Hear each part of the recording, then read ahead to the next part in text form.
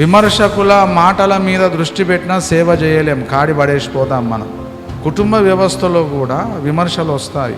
కుటుంబ వ్యవస్థలో కూడా పలు మాటలు పడాల్సి వస్తుంది. నేను చెప్తున్నాను, లగ్గం చేసుకున్న వాళ్ళైనా చేసుకోబోయే వాళ్ళైనా ఈ సభ మాట దయచేసి గుర్తుపెట్టుకోండి. విమర్శలు ఎదుర్కోవడానికి సిద్ధంగా ఉంటేనే లగ్గం చేసుకోండి, లేకపోతే మొత్తం అందరికీ తలకాయ నొప్పి చేస్తారు మీరు.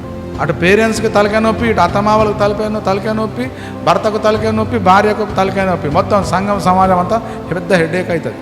విమర్శను ఎదుర్కోవాలి సద్హృదయముతో, వంచిన మెడగలిగి ఎదుర్కోవాలి. ఎవర్రా నువ్వు, ఎవతివే నువ్వు అంటే కాడి పడేసి పోవుడే. శిష్యుల విమర్శలు పట్టించుకోవద్దు.